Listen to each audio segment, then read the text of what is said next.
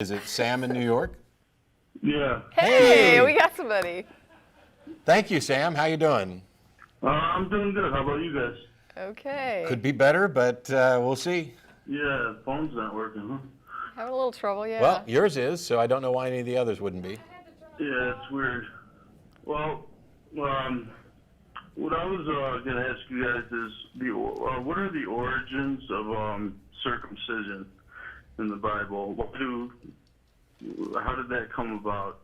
It came about from the covenant with Abram, who was renamed Abraham. And basically God kind of pulled Abram aside, said, hey, I'm going to make a deal with you. You're going to get all this cool stuff, and your descendants are going to be, you know, my favored, awesome people. But first I need you to kill your own son. And then when he obeyed and tried to do that, and God intervened to stop him, then he said, okay, this guy will pretty much do anything I ask, so I want you to cut off your foreskin, and then all of your family and slaves and every descendant forever will also have to cut off their foreskin. It's almost like God just made foreskins so they could be cut off. He had that foresight. There was a plan. Yeah, I agree. I find it patently ridiculous, which is why I made fun of it in a talk that I did in Australia. So. And the reason I ask is because I have a brother who's always been kind of shy with girls. Like when I try to set him up with somebody, he always just says, "No, I'm all right," that kind of thing. But the other week, he confided in me and told me that, and not to get too nasty about things, but that his circumcision made him not feel anything.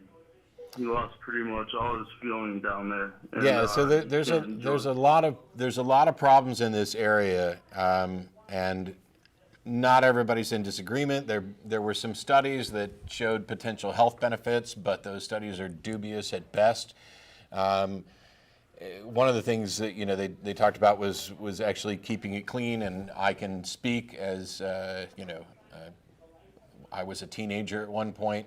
I'm pretty sure it's not that hard to get somebody to clean their penis in the shower.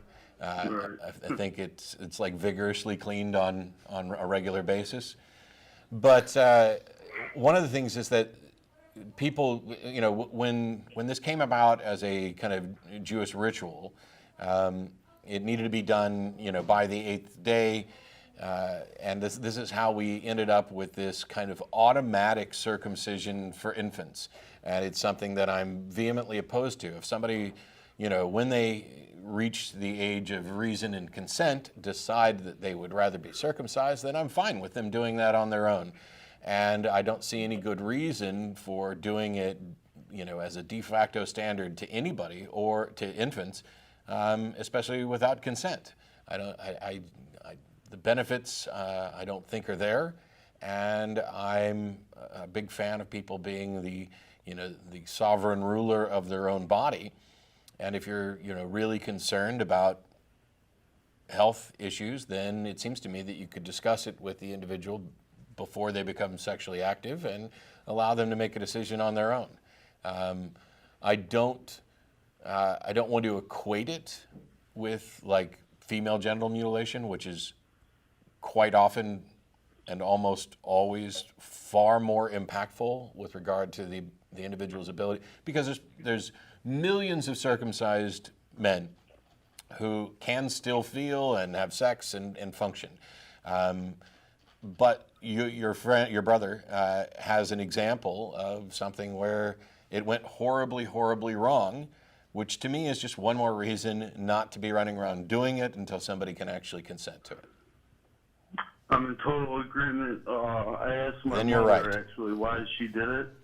I don't know, it's weird to ask a mother that thing, but I just had to know. And she threw out the health thing that, she just thought it would be healthier. Her doctors were saying that. Yeah, she was probably told that. I mean, she probably was told that. And a lot of people just do it just because everybody does it. So there's another aspect to all of this, which is once it becomes the norm, then when you're in the shower with all the other boys and you see that your penis looks different from everybody else's, there are people who prefer circumcised penises, and there are people who prefer uncircumcised.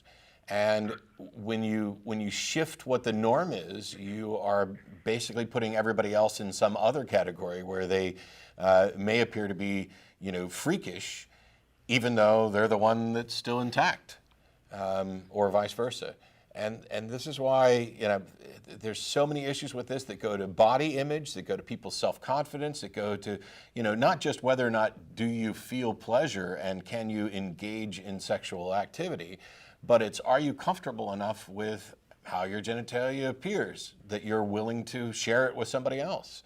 I mean, I don't, it's not a naturalistic fallacy that I'm using to say we should just leave people intact. I'm talking about an issue of consent. And what's happened for years is that people just did it. And sometimes parents weren't even consulted. Hey, you had a baby boy? Cool. We're going to go ahead and do this because we know everybody wants it done, and it's just the thing we do, and we can charge you extra money for it, by the way, because we're going to do one more procedure on you or just after the delivery. And it became just the thing to do, and I think it's way past time that we correct that. Some of the procedures that we used to do routinely on children, like removing tonsils if they were in the hospital for something else. I mean, we no longer preemptively just take your tonsils out. That kind of, there's more of a watch and wait mentality, I think, now in medical ethics, where it's like, let's just see if a problem is going to occur. And this is one of those lingering areas where we seem to just say, let's just head off problems by just removing it, even though there's no medical need to remove it at this point, and it seems to be purely cosmetic. And lastly, I don't know your brother's actual situation, but there are plastic surgeons and those who will perform procedures to replace foreskin and do corrective surgery. I don't know if it's possible for him to regain feeling and become functional, but it's something potentially worth looking into. Thanks. Yeah, the other thing, well, when he was telling me this, he was also saying that it had other effects on him, that he would use drugs. He had problems with drugs and alcohol for for almost a decade, and I don't know if he's just using this as an excuse, but he kind of says, does it matter? I feel like I'm never going to get married. I feel like all that stuff, and he is just kind of always down in the dumps about that. So I never knew, but I mean, it's just terrible. I wish they would wait till, like you guys said, they can ask, or so you can make your own decision about that. Yeah. I don't know if you were going to jump in on that. No, I agree. I was just going to say, the people turn to alcohol and drugs for a number of issues, and I'm not a mental health expert, but it's probably a good idea if he actually speaks to somebody about it, because if he's aware that his concerns about his genitalia and whether or not he's going to find a partner, if those things are driving him to do more harm to his life, then he might benefit from speaking to somebody. And this is the type of harm I was talking about when I talked about body image issues and whether or not you're comfortable with how you work, how you look, how you function. But thanks for the call, Sam.